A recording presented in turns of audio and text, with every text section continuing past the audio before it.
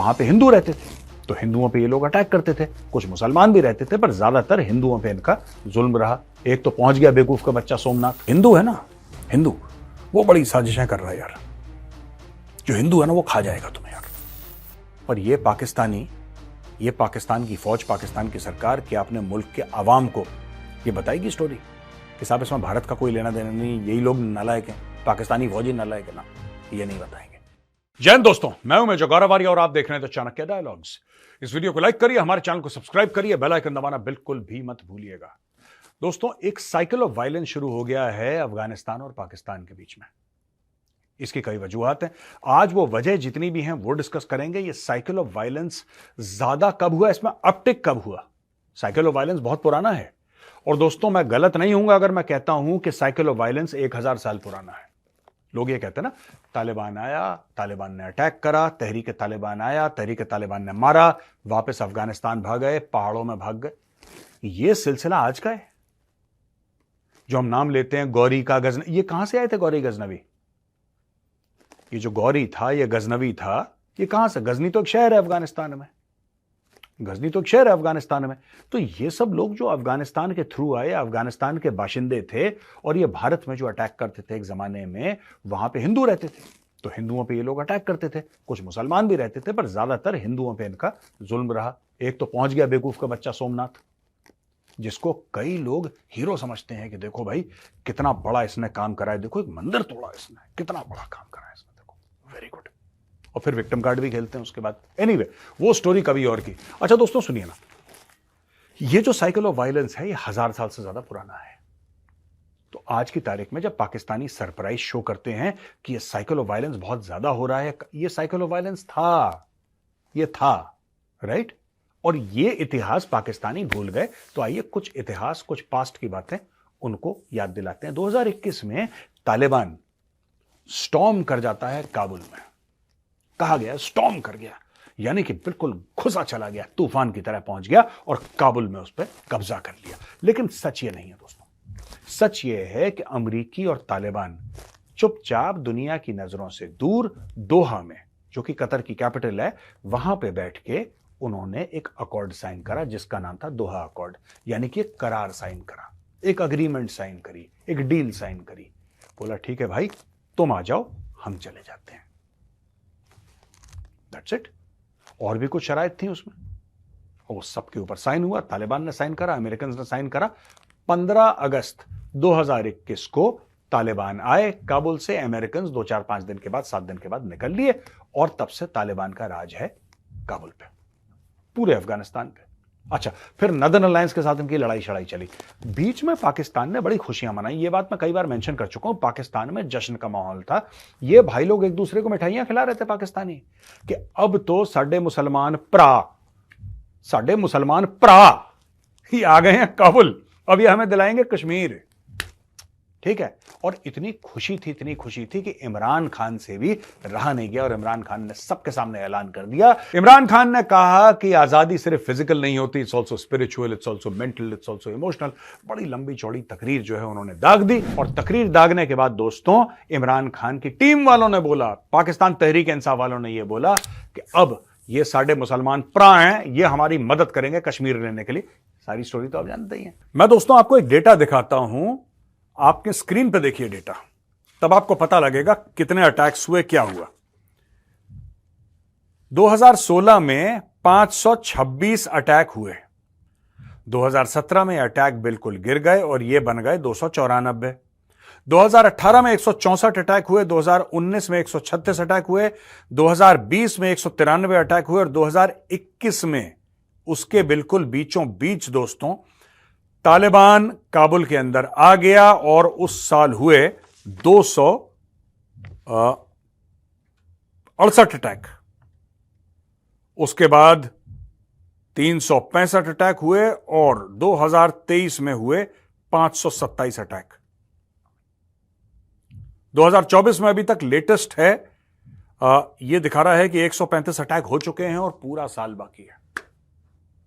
यानी कि अगर पूरा साल में वैसे ही चलता रहा जैसे पहले 3 महीनों में चला है, तो भाई, और 3 महीने खत्म नहीं हुआ, पहले जनवरी फरवरी मार्च, अब मार्च खत्म नहीं हुआ है,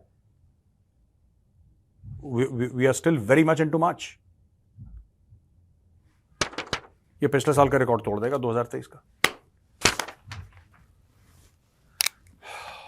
अटैक करा तहरीक-ए-तालिबान पाकिस्तान ने 3 दिन पहले, अटैक करा 3 दिन पहले। वहां पे इनके 5 फौजी मारे गए, उसमें से एक कर्नल भी मारा गया, एक कोई आई थिंक कप्तान था मारा गया, 3 सिपाही मारे गए।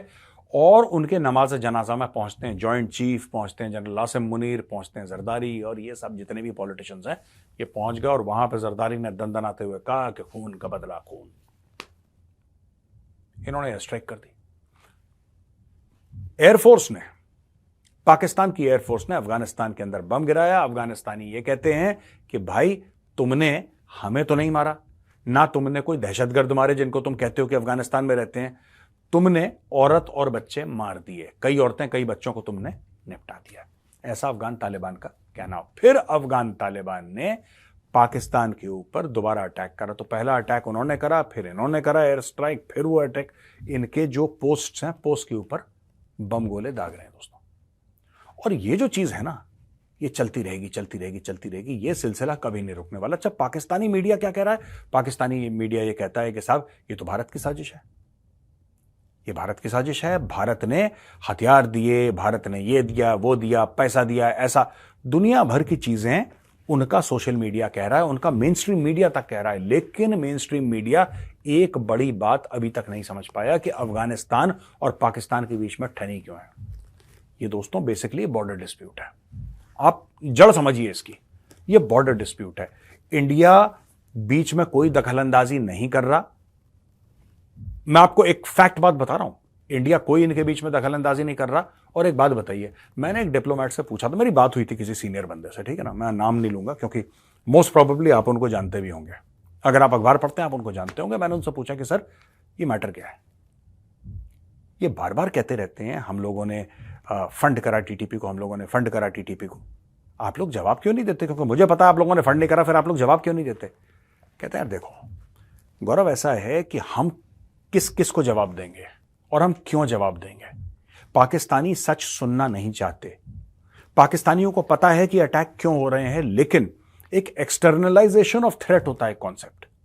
उन्होंने समझाया मुझे सर ने कि एक्सटर्नलाइजेशन ऑफ थ्रेट है, यानी कि एक आप जब लोगों को यह बोलेंगे ना कि कोई बाहर की ताकत साजिश कर रही है, तब लोग एकजुट हो जाते हैं। यह पाकिस्तान को एकजुट करने का तरीका है, सोसाइटी को बांधने का तरीका है कि यार एक्सटर्नलाइजेशन ऑफ थ्रेट करो, यानी कि बाहर से। हिंदू है ना, हिंदू वो बड़ी साजिशें कर रहा है यार। जो हिंदू है ना वो खा जाएगा तुम्हें यार, वो बंदा ठीक नहीं है यार। उसने कभी तुम्हें तस्लीम ही नहीं करा, उसने पाकिस्तान को तस्लीम ही नहीं करा यार हिंदू ने। उसके मन में अभी भी वही 1947 की बात है कि यार हमारा एक अंग काट दिया था यार। अब वो तो ये सारी स्टोरी, और ये पाकिस्तान में, और बड़े पढ़े लिखे लोग ऐसी बेवकूफ़ी की बातें करते हैं, बड़े पढ़े लिखे लोग ऐसे दोस्तों। अब ये जो मैं आज का न्यूज़ आइटम बता रहा हूं कि फिर अफगानिस्तान ने इनके ऊपर अटैक करा, ये होना ही है, ये तय है, ये इनके माथे पे लिखा है, ये होना है। और ये इसलिए होना है क्योंकि, और ये ऐसा नहीं कि ये लोग डिसएग्री करते हैं या तहरीक तालिबान डिसएग्री करता है या फिर आप समझ लीजिए कि अफगानिस्तान डिसएग्री करता है, नहीं। ये एक तो कोई पश्तून नहीं मानता इसको। पाकिस्तान के साइड के पश्तूनों से आप पूछ लीजिए, सरकारी पश्तूनों से नहीं। मैं गुल खान जो है मैं उनकी बात नहीं कर रहा, आई am not talking about Gul Khan. जो मेरे पठान भाई बहन वो समझ गए होंगे गुल खान कौन है। I am not talking about Gul Khan, I am talking about pure Pathan. जो पठान हैं मैं उनसे पूछना चाहता हूं, क्या आप ड्यूरेंट लाइन को मानते हैं? 99% of Pathan don't believe in Durand line, चाहे वो पाकिस्तान का पठान हो चाहे वो अफगानिस्तान का हो। और अफगानिस्तान एज अ होल, जिसमें हजारा शामिल हैं, जिसमें बलोच शामिल हैं, जिसमें ताजिक शामिल हैं, जिसमें हर कोई शामिल है, वो तक नहीं मानते। वो कहते हैं पूरा फ्रॉड है ड्यूरेंट लाइन। एक अंग्रेज आया हमारे मुल्क के बीच में लाइन खींची, बोला ये पाकिस्तान है वो अफगानिस्तान। कैसे? अफगान तो ये कहते हैं पाकिस्तान आया कहां से? हमारा बॉर्डर तो इंडिया के साथ मिलता था, पाकिस्तान बीच में कहां से आ गया? और अगर पाकिस्तान की जमीन देनी ही थी आपको पाकिस्तान को, तो कहीं और की देते भाई, हमारी जमीन क्यों दे दी आपने? Why have you given our land to Pakistan? ये तो हमारी जमीन है, ट्रेडिशनली हमारी जमीन है। जो पाकिस्तानियों से बात करी जब फिलिस्तीन के बारे में और इजराइल के बारे में, तो पाकिस्तानी अक्सर ये आपको दलील देंगे, ये आर्ग्यूमेंट देंगे कि साहब वहां पे तो यानी कि जो जो जो फिलिस्तीन का एरिया है वहां पे यूनाइटेड नेशंस ने एक ऐसे लकीर खींची और एक मुल्क बना दिया इजराइल। वहां पे तो फिलिस्तीनी रहते आए थे, इजराइल बना दिया साहब उन्होंने। फिलिस्तीनियों के साथ बहुत गलत करा। और भाई तुम्हारा मुल्क भी तो ऐसे ही बना है, तुम्हारा मुल्क भी तो आधी जमीन भारत की खाई आधी अफगानिस्तान की खाई तुम्हारा मुल्क बना।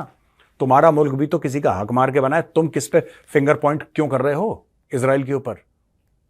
इजराइल का तो फिर यूएन से बनवाया है उन्होंने, तुम्हारा तो अंग्रेजों ने एक लकीर खींच दी। अब वही चीज जो अफगान है वही चीज कह रहे हैं कि यार किसी अंग्रेज ने, ड्यूरेंट था उसका नाम ही ड्यूरेंट था, और ड्यूरेंट ने एक लाइन खींची मैप पे, उसके पास समय कम था। ऐसी स्टोरी है कि उसके पास समय कम था, उसको जल्दी जल्दी कुछ हफ्तों में करना था। उसने पकड़ी पेंसिल, मारी लाइन, बोला ये अफगानिस्तान ये पाकिस्तान।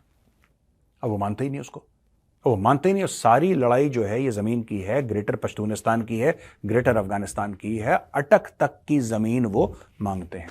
अटक एक शहर है दोस्तों, और अटक के एक तरफ पंजाब कहते हैं, एक तरफ खैबर पख्तूनख्वा कहते हैं, जो ट्राइबल एरियाज हैं उनके। तो दोस्तों ये जो पूरी कहानी है ना, जो हम वायलेंस की बात कर रहे हैं कि यहां पे वायलेंस हो गया और यहां पे बम पटाखे बज गए और यहां पे गोलियां मार दी एक दूसरे को और एयर स्ट्राइक हो गई, ये चलता रहेगा। इसमें भारत का कोई लेना देना नहीं है, ये चलता रहेगा। जब वहां पे भारत ये कहते हैं कि साहब भारत के, ये देखो कितना फ्रॉड है पाकिस्तानी, ये कहते हैं कि साहब भारत के वहां पे कॉन्सुलेट थे, भारत का वहां पे एम्बेसी था और उन लोगों ने वहां से बड़ा मैनेज करा। अब तो कुछ भी नहीं है भारत का, भारत का कुछ भी नहीं है। भारत का इनफैक्ट बॉर्डर भी नहीं है अफगानिस्तान के साथ। भारत तो पूरा कट ऑफ हो गया ना वहां से। जब भारत का कुछ भी नहीं है, कोई कॉन्सुलेट नहीं है, फिर भारत कैसे कर रहा है ये सब? ये पाकिस्तानियों ने खुद, क्योंकि खुद की नालायकी है, खुद की नालायकी है, खुद की बेवकूफियां हैं, खुद के पाप हैं, राइट, खुद की गलतियां हैं, लेकिन अपनी गलतियां नहीं माननी, भारत को ब्लेम करना है। दोस्तों मैंने सोचा कि छोटा सा वीडियो बनाऊं और छोटे से वीडियो में आपको ये समझा दूं कि पिछले 2-3 दिन से जो एस्केलेशन हो रहा है ना मामला, एक बार फिर इस ग्राफ को देखिए आप देख रहे हैं, ये जो कहते थे कि भारत के होने से ये हुआ है, भारत के जाने के बाद ज्यादा पीक हुआ है। पर ये पाकिस्तान की फौज, पाकिस्तान की सरकार क्या अपने मुल्क के आवाम को ये बताएगी स्टोरी कि साहब इसमें भारत का कोई लेना देना नहीं, यही लोग नालायक हैं, पाकिस्तानी फौजी नालायक है? ना, ये नहीं बताएंगे, क्योंकि उनको एक दुश्मन चाहिए अपने लोगों को ऐसे करने के लिए, बिल्कुल जोड़ने के लिए एक दुश्मन चाहिए, एक बाहर की ताकत चाहिए। और अनफॉर्चुनेटली इन्होंने बाहर की ताकत भारत को बना दी है, जबकि भारत का लेना एक ना लेना दो। दोस्तों आज का वीडियो कैसा लगा? मैंने बोला शॉर्ट सा वीडियो आपको बनाता हूं, एक एक्सप्लेनर बनाता हूं कि इसका बैकग्राउंड क्या है, क्योंकि कई लोगों ने बोला मेजर साहब ये पाकिस्तान में क्या चल रहा है, ठाठा कि अफगानिस्तान के साथ एयर स्ट्राइक कर दी, इसके बारे में थोड़ा सा ब्रीफ बैकग्राउंड बताइए कि अचानक ऐसा क्या हो गया। तो ये मैं बता देता हूं कि ड्यूरेंट लाइन कभी किसी ने कबूल नहीं करी, वहां के राजा ने कबूल नहीं करी, जो अफगानिस्तान में राजा हुआ करता था 70s में, उसने कबूल नहीं करी। उसके बाद कम्युनिस्ट आए, उन्होंने कबूल नहीं करी। उसके बाद अमेरिकन आए, उन्होंने कबूल नहीं करी। अब तालिबान आए, पहले भी तालिबान आए थे, ये दूसरी बार तालिबान है ना इस बार। तो जब पहली बार तालिबान आए थे उन्होंने कबूल नहीं करी, फिर अमेरिकन आए, उन्होंने उनके अंडर जो ये करजाई वर्जाई ये सब थे, उन्होंने कबूल नहीं करी। अब दोबारा तालिबान आए, वो कबूल नहीं करेंगे। आज से 10 साल के बाद, 20 साल के बाद, 100 साल के बाद ये तब कबूल नहीं करेंगे देवर। और ये चलता रहेगा मैटर, ये मैटर चलता रहेगा। पाकिस्तान ने क्या कि छोटी सी एक धमकी दी है कि अब हम 5 लाख और अफगानों को निकालेंगे। तुम पूरे निकाल दो, तुम पूरे निकाल दो, लेकिन तुम ना बच पाओगे बेटा, तुम ना बच पाओगे, क्योंकि अफगान तुम्हें रगड़ेगा, तुम्हें दौड़ा दौड़ा के घसीटेगा। देख लेना, ये मैटर बॉर्डर का है, ये मामला जमीन का है, और पठान अपनी जमीन नहीं छोड़ता।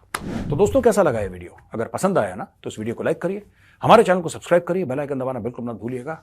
जय हिंद, वंदे मातरम, भारत माता की जय।